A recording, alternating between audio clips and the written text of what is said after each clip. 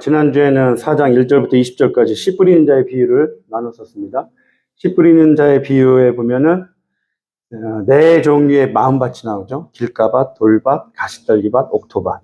그런데 이 세 개 밭, 길가, 돌가, 가시떨기밭, 이 세 가지의 마음밭은 우리가 창세기 1장 2절 혼돈과 공허와 흑암에 있는 자들의 마음밭이라고 그랬어요. 그 공허와 혼돈과 흑암에 있던 자들의 마음밭에 1장 3절부터 하나님의 말씀이 선포됩니다. 그 말씀이 임하자 형체가 생기고 결실들이 맺어지게 돼요. 오늘 말씀에 4장 1절에서 20절까지 말씀에서도 우리의 마음밭은 공허와 흑암과 혼돈스러웠던 우리의 마음밭이었는데 주님의 말씀에 씨앗이 떨어져서 우리에게 들어오게 되자 우리의 마음밭이 옥토밭이 되더라는 거예요. 그래서 결실을 맺고 우리의 마음밭이 옥토밭이 되는 것은 우리가 잘나서, 내가 많이 배워서, 내가 지식이 있어서, 돈이 많아서가 아니라는 겁니다. 오직 주님의 말씀으로 말미암은 거예요. 말씀이 떨어졌을 때 그 말씀으로 말미암아 우리 마음밭이 옥토밭이 되더라. 그리고 그 마음밭에 큰 30배, 60배, 100배의 결실들이 맺어지더라는 겁니다. 그래서 지난주에 우리가 나눴던 말씀의 중심은 우리 스스로는 옥토밭이 될 수 없습니다. 오직 말씀을 들을 때, 그래서 들으라, 귀 있는 자는 들으라 계속해서 말씀하셨던 이유였어요. 우리가 들으라, 믿음은 들음에서 난다고 그랬죠. 그 들음은 곧 그리스도 예수의 말씀이라. 그리스도 예수의 말씀을 들을 때에 우리의 믿음의 결실들이 맺혀지게 되어 있습니다. 하나님의 말씀을 들으시기 바랍니다. 지난주에 나눴던 말씀이에요. 오늘 말씀 21절부터 32절까지 말씀을 보잖아요. 네 번에 걸쳐서 이르시되가 나와요. 이르시되, 또 24절에 이르시되, 26절에 이르시되, 30절에 이르시되, 네 번의 이르시되에 대한 비유가 나옵니다. 그래서 오늘은 저희가 말씀을 나누는데 이르시되에 대한 네 가지의 비유를 나눠서 함께 나누고자 합니다. 첫 번째 이르시되예요. 21절부터 23절까지. 사람이 등불을 가져오는 것은 말 아래나 평상 아래에 두려함이냐, 등경 위에 두려함이 아니냐. 여기서요, 성경이 쓰신 분들은 사람이의 가로를 딱 치세요. 사람이. 사람이란 단어는 성경에 없습니다. 원어에도 없고요. 영어 성경에도 없어요. 한글 성경에만 유일하게 사람이란 단어를 넣었어요. 그리고 등불을이 목적격이 아닙니다. 등불을이 아니라 등불을이 주격이에요. 등불입니다. 그리고 가져오다라는 단어도 엘코마이라고 해서 우리가 마가복음 할 때 처음부터 나눴던 말씀이에요. 예수님이 큰 무리에게 다가오시다. 큰 무리가 예수님께 나아가다. 그 단어예요. 등불이 오다예요. 그러면 등불이 성경에서는 무엇을 의미할까요? 요한복음 21장 23절에 보니까 그 성은 새 예루살렘입니다. 새 예루살렘은 해나 달의 비침이 있을 때 없으니 이는 하나님의 영광이 비치고 어린 양이 그 등불이 되십니다. 어린 양, 예수 그리스도세요. 예수 그리스도 복음, 말씀, 예수님이 등불이 되심이래요. 그 등불이 오시는 거예요. 등불이 우리에게 오는 거예요. 우리가 가는 게 아닙니다. 예수님이 먼저 요한일서 4장 19절 말씀처럼 주님이 먼저 우리를 사랑해 주셨기 때문에 우리가 주님을 사랑할 수 있는 거예요. 우리는 악한 존재들이에요. 우리 안에는 선한 거 하나 없는 존재들입니다. 그런데 우리가 먼저 어떻게 주님께 다가갈 수 있어요? 주님이 먼저 와주셨기 때문에 우리가 아멘하고 갈 수 있는 겁니다. 지금 등불이 오는 거예요. 예수님이 오시는 거예요. 복음이 우리에게 오는 거예요. 그럴 때 말 아래, 말이 뭐냐면, 여러분 우리 옛날에 그 쌀집 가면 한 대, 두 대 팔잖아요. 한 말, 두 말. 그 네모난 박스, 그거입니다. 그 말. 그 말 아래에 둔다는 것은 감춰놓는다는 얘기예요. 평상, 누가복음이나 마태복음에 보면 침상으로 해석을 했어요. 침상 아래, 침대 아래 숨겨놓는 거죠.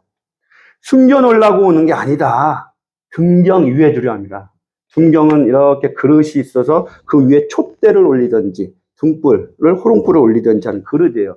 그 등경 위에 두는데 이스라엘 사람들에게는 이 등경이 집안마다 있었어요. 이런 식으로 있었습니다. 이 벽이고요. 벽에 이렇게 등경이 있어요. 그 위에 불을 밝히는 게 있습니다. 그러면 등경을 저렇게 집안에 위에다 놓잖아요. 그 이유는 빛이라는 거예요. 넓게 비춰라. 등불이 오는 이유, 복음이 오는 이유, 예수님이 이 땅에 오신 이유는 나가서 예수님을 전하라는 의미예요.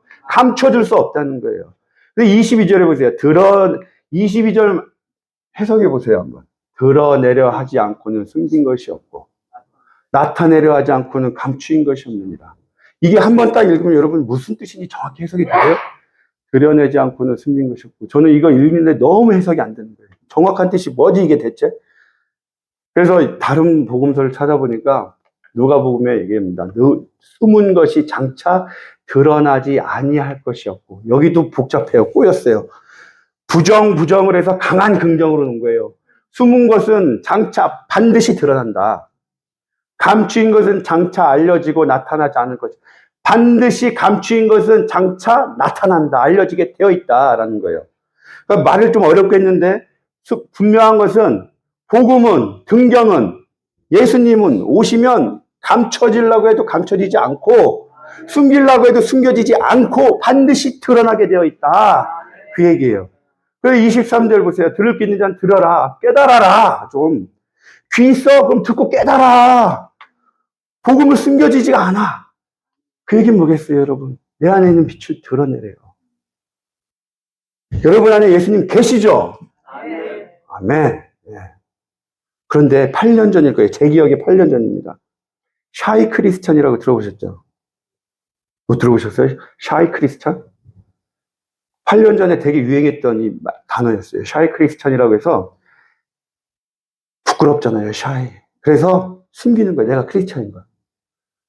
그래서 회사를 나가던 어딜 나가던 나는 예수님 믿는 사람이 아닙니다. 아무도 몰라요. 저 사람이 예수 믿어? 모를 정도로 그냥 일반 사람들하고 세상 사람들하고 똑같이 먹고 마시고 즐기고 세상 얘기하고 똑같이 살아요. 근데 주일날만 교회 갑니다. 아무한테 얘기하고 혼자 가요. 아무도 몰라요. 왜 이 샤이 크리스찬이 유행했을까요? 자기가 예수님이 믿는 거를 드러내는 것도 싫고 자기가 세상 사람들하고 똑같이 어울려서 노는 그 기쁨, 육적인 쾌락에 노는 것도 좋고 그런데 예수님을 믿고 구원은 받고 싶고 그래서 숨기는 거예요. 나타내지 않는 거예요. 근데 혼자 하는 여론조사에는 나는 크리스찬입니다 라고 얘기해요. 마태복음 10장 보세요. 누구든지 사람 앞에서 나를 시인하면 나도 하늘에 계신 내 아버지 앞에서 그를 시인할 것이요. 사람 앞에서 나를 부인하면 나도 하늘에 계신 내 아버지 앞에서 그를 부인하리라. 무서운 말씀입니다. 여러분 우리가 예수님, 나 예수님 안 믿어요. 요즘 세상이 무슨 예수야. 눈에 보이는 세상이 다지. 그런 말 듣기 싫어서 숨기잖아요. 주님 앞에 섰을 때 나 너 몰라. 여러분 주님이 우리가 말한 대로 행한 대로 심판하신다고 분명히 성경에서 말씀하세요. 내 귀에 들린 대로 행하리라. 말씀하고 계십니다. 여러분 안에 계신 예수님을 드러내시기 바래요. 그런데 과연 우리가 빛을 어떻게 드러낼 수 있어요? 좀 거창한 게 아니에요. 내 안에 계신 예수님을 드러내는 게 우리는 막 거창하다고 생각해. 선교 나가야 되나? 막 전도사 되고 목사 되고 막 해가지고 열심히 복음 전하고 살아야 되나? 그게 아니에요.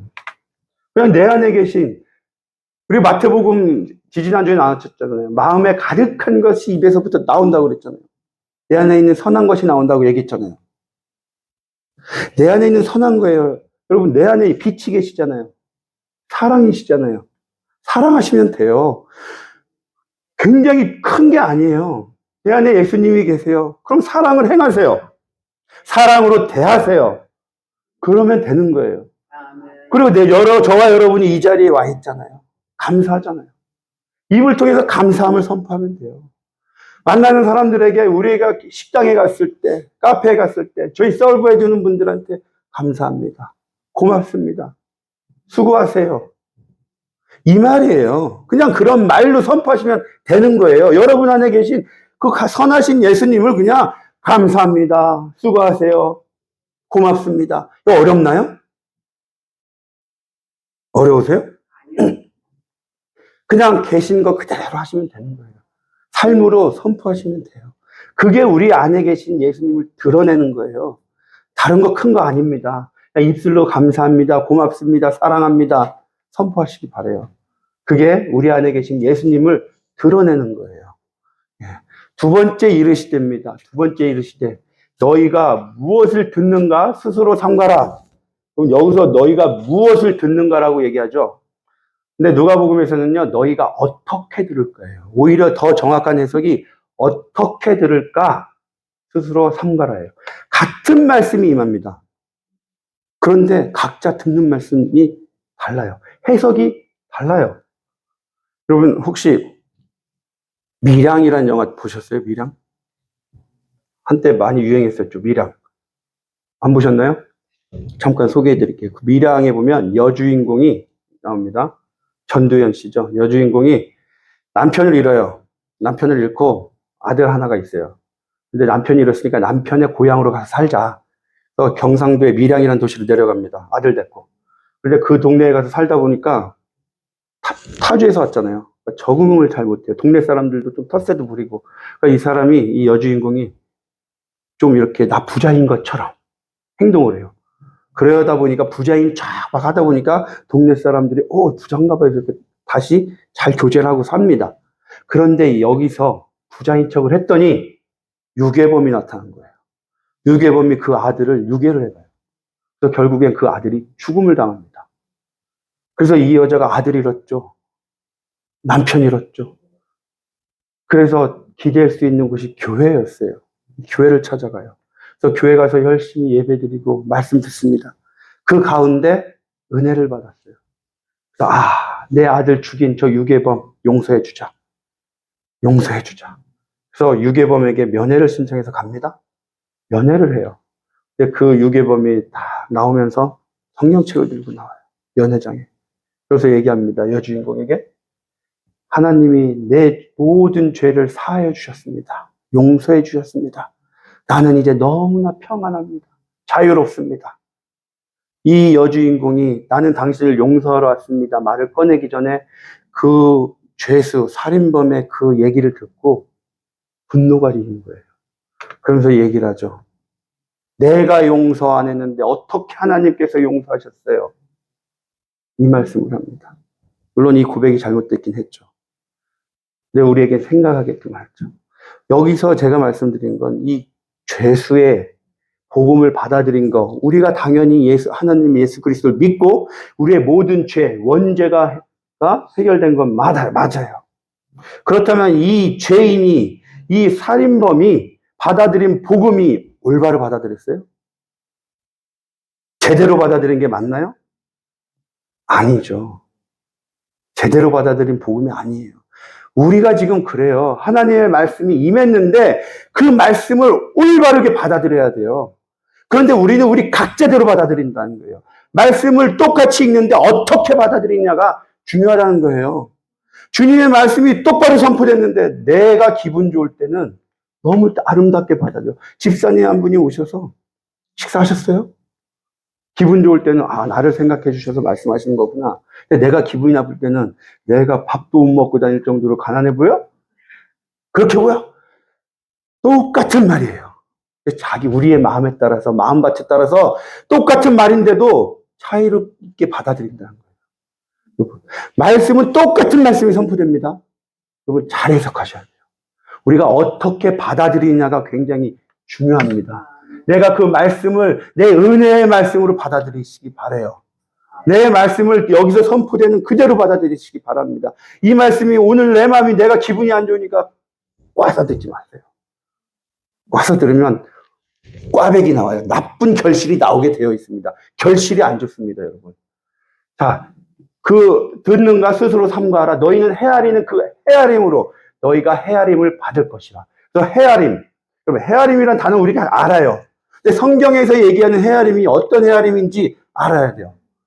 그래서 마태복음 7장 2절에 보니까 너희가 비판하는 그 비판으로 너희가 비판을 받을 것이요. 너희가 헤아리는 그 헤아림으로 너희가 헤아림을 받을 것이라. 헤아림의 단어의 뜻이 여기서 비판에 반대되는 단어로 쓰인 거예요. 여기서 비판하다라는 단어는요. 벌을 주기 위해서 심판하다. 벌을 주기 위해서 정죄하다. 판단하다라는 뜻이에요. 그러니까 비판의 목적은 벌 주는 거예요. 그러면 여기서 헤아림의 단어는 뜻은 뭐예요? 화해하고 용서하기 위한 헤아림인 거예요. 그런데 우리는 많은 사람들이 인간관계에 있어서 가장 문제가 되는 트러블을 만드는 이유가 뭐냐? 오해입니다. 오해. 오해로부터 모든 관계가 시작이 돼요. 관계의 틀어짐은. 다툼의 원인은. 그래서 헤아림은 상대를 이해하려는 태도. 이해해야 돼요, 이해. 역지사지라는 말 아시죠? 헤아림은요, 내가 이 사람 입장에 앉는 거예요. 그 사람 입장에서 나를 보는 거예요. 그 사람 입장에서 이 사건을 바라보는 거예요. 그게 헤아림이에요. 그 헤아림은 이 상태예요. 그냥 쉽게 얘기하면, 그 집사가 이렇게 했을 때는 그럴 만한 이유가 있었겠지. 그 마음이 헤아림입니다. 쉽게 얘기하면. 가장 쉽게 얘기하면. 표현을 하면. 저 집사가 나한테 이렇게 얘기했어? 그럴 만한 이유가 있었겠지. 우리 딸들이 학교를 안 갔어요. 이놈의 자식 오기만 해봐. 가 아니라, 먼저 다그치는 게 아니라, 먼저, 우리 딸이 학교를 안 간, 그럴 만한 이유가 있었겠지. 남편이나 아내가 크레딧 카드를 왕창 썼어요.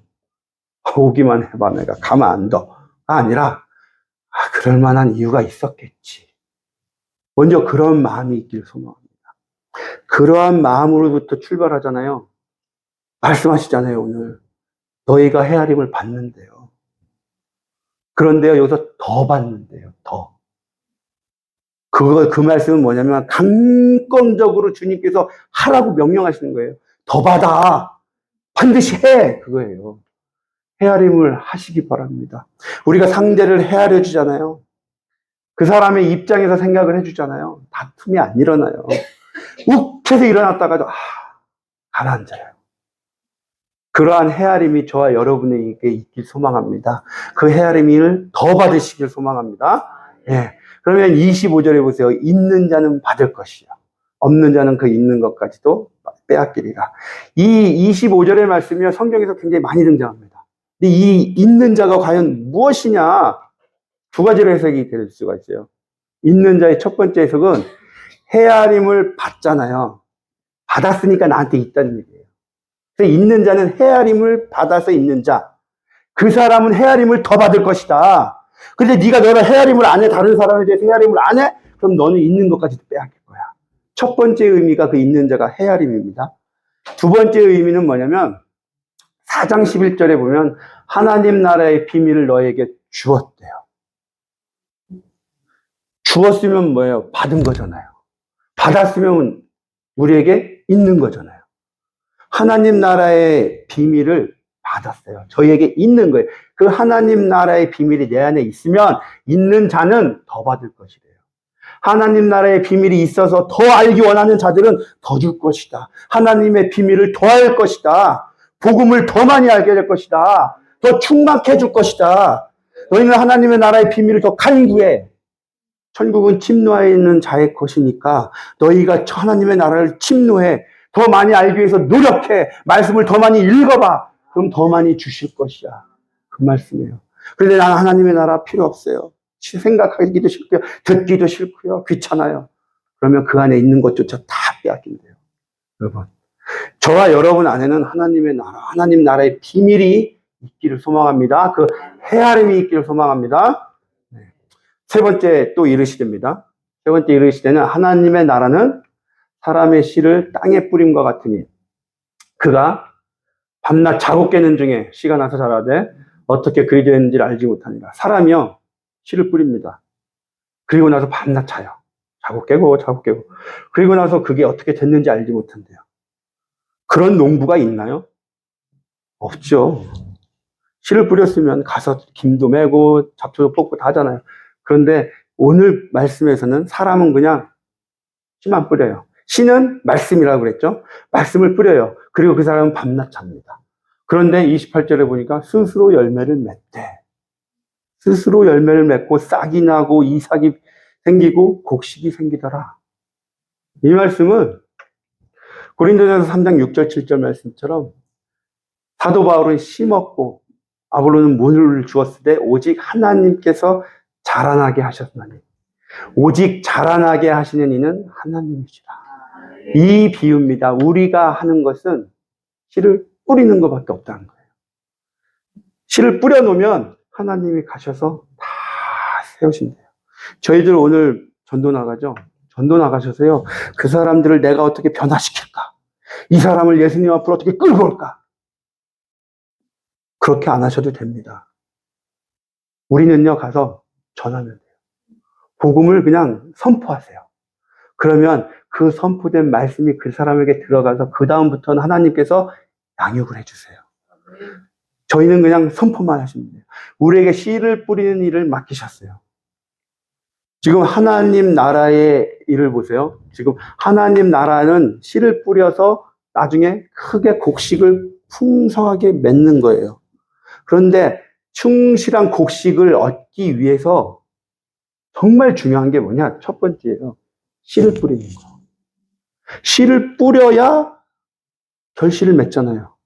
그런데 하나님께서 그 씨 뿌리는 역할을 저와 여러분에게 맡기신 거예요. 여러분, 하나님께서 결실하시기 위해서 저와 여러분을 사용하신다는 거예요. 씨 뿌림이 없이 어떻게 결실이 있겠어요? 그만큼 중요한 것을 지금 저에게 맡기셨다는 거예요. 저희는 나가서 씨를 뿌리면 돼요.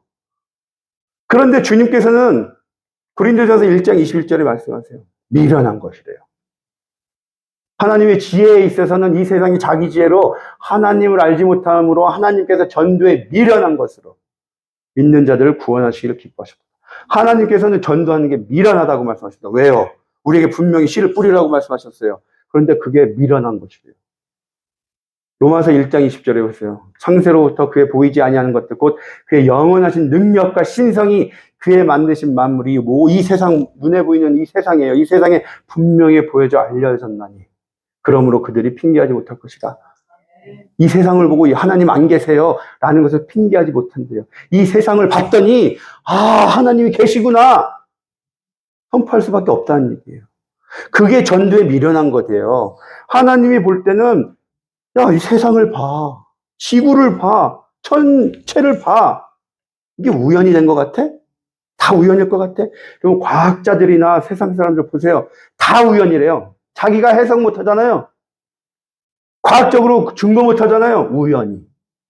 우연히 살다가 보니까 지구가 생기고 우연히 살다 보니까 단세포가 생겨서 우연히 인간이 나오고 다 우연이에요. 어떻게 우연으로 설명하는 과학을 믿으세요? 어떻게 우연으로 설명하는 진화론을 믿냐고요. 모든 게 우연이에요, 우연. 여러분, 하나님께서는 분명히 말씀하셨어요. 우연은 없다고 말씀하셨어요. 한 가지 하나하나 모든 사건들은 다 하나님이 이루셨다고. 하나님이 만드셨다고. 그런데 그것이 해석이 안 되니까 우연이에요. 우연 없습니다. 하나님이 다 만드신 거예요. 다 창조하신 거예요. 우리는 이 세상을 보면 세상이 하나님께서 창조하셨구나. 그런데 하나님이 보시기엔 너무나 미련한 것이지만 그것을 통해서라도 그것을 안 믿으니까 우리를 통해서라도 전하겠다는 거예요. 아멘. 세상 영혼들에게 가셔서 전하시기 바래요. 미련한 것이지만 하나님은 기뻐하세요. 미련해 보이지만 너희가 나가서 복음 전하는 것을 너무나 기뻐하신다는 거예요. 아멘. 복음 전하시는 저와 여러분이 되길 소망합니다. 마지막입니다. 마지막 네 번째예요. 네 번째 이르시되 우리가 하나님의 나라를 어떻게 비교하며 또 무슨 비유로 나타낼까? 겨자씨 하나가 같으니 여기서 겨자씨 우리는 겨자씨 하니까 작은 거 아주 작은 거구나 이거에 포커스를 하는데요. 중요한 것은 씨예요. 겨자씨도 씨라는 얘기예요. 씨는 말씀이잖아요. 아무리 작은 말씀 우리가 복음 이 두꺼운 말씀 중에서도 한 단어 그 단어가 누군가에게 가서 땅에 심긴대요. 땅은 의미하는 게 우리의 육신입니다. 우리가 흙이잖아요. 그래서 우리 육신이에요. 우리 안에 심길 때란 얘기예요. 작은 말씀 하나가 와서 우리 안에 마음밭에 심겨진다는 얘기예요. 그 심겨질 때에 모든 씨보다 작은 것이로 내 심긴 후에는 크게 모든 풀보다 여기서 풀보다 나무입니다. 마태복음 누가복음에서 나무로 표현했어요. 모든 나무보다 커지며 큰 가지를 내나니 공중의 새들 예수님을 믿는 자들이 그 그늘에 깃들일 만큼 되느니라. 깃들다 천막을 치다예요. 그 그늘입니다. 나무에 있는 게 아니에요. 나무 그늘에 있어요. 나무가 이렇게 있으면 그 그늘에 와서 텐트를 치고 거한대요. 독수리 품 안에 거하듯이 하나님의 날개 아래 거하듯이 우리가 그 그늘 아래 와서 텐트를 치고 거한다고 얘기해요. 세월의 옷을 곱게 입읍시다. 네 번째 비유의 말씀입니다. 쉽게 얘기하면 뭐죠, 이게? 쉽게 얘기하면 곱게 늘자. 네. 곱게 늘자입니다. 모든 인간이 태어나서 죽을 때까지 태어나자마자 카운트다운 들어가잖아요. 80살까지 살면 79년 남았어. 78년. 60년 남았어. 30년 남았어. 죽음으로 가요, 모든 인간은. 그런데 그 가는 과정 속에서 우리가 한 40살 정도 되면서부터 주름이 생기죠. 그런데 우리가 세상에 찌들어 살잖아요. 물질 따라 살고, 염려 따라 살고, 재물, 권력, 명예 하나씩 하나씩 쫓아 살다 보면 주름 하나가 탐욕, 돈, 심술, 그 주름들이 막 늘어요. 주름 하나하나 늘 때마다 탐욕과 아주 찌질한 게 막 늘어. 그러면 사람들이 다 보잖아요. 어우, 저 사람 얼굴 봐. 아주 탐욕스럽게 생겼네. 나이가 60, 70 되면 그 보여요. 저 사람 늙은 모습이요. 그대로 나타나게 되어 있어요. 그런데 세상을 보지 않고 예수님을 바라보고 우리가 예수님으로 인해서 고난을 겪고 염려하고 복음 선포하다가 환난도 받잖아요. 그러면서 하나씩 하나씩 주름이 늘어요. 그 주름은요, 아름답게 보여요. 정말입니다.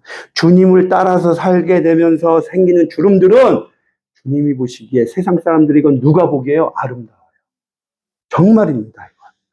그래서 한 살 한 살 늙을 때마다 저희들은요, 아름다운 세월의 옷을 입길 원합니다. 주님의 옷을 입길 원해요. 보세요. 큰 가지를 낸대요. 큰 가지. 그게 우리가 늙으면서 생기는 덕, 사랑입니다. 은혜예요. 받은 은혜 내리는 거예요. 받은 사랑 내리는 거예요. 받은 축복 그대로 내리는 거예요. 그 내림을 많아질수록 내가 많이 받아서 내가 많은 은혜를 느꼈구나, 깨달았구나, 내가 받은 만큼 많이 내보낼 수가 있어요. 그럴 때 우리가 점점점 큰 가지를 낸대요. 큰 가지를 내길 소망합니다. 큰 가지를 내서 많은 자들이 여러분 아래, 그늘 아래 와서 쉴 수 있는 저와 여러분이 되길 소망합니다. 큰 가지가 되길 정말 축복합니다. 오늘 말씀 정리하겠습니다. 빛을 드러내시기 바라요. 빛을 드러내는 게 큰 게 아니라고 했습니다. 감사합니다. 사랑합니다. 고맙습니다. 수고하세요. 수고하셨습니다. 입술로 선포하는 거예요. 헤아림은 상대를 이해하는 태도입니다. 그럴 수도 있겠구나. 그럴 만한 이유가 있었구나. 이해해 주시기 바랍니다.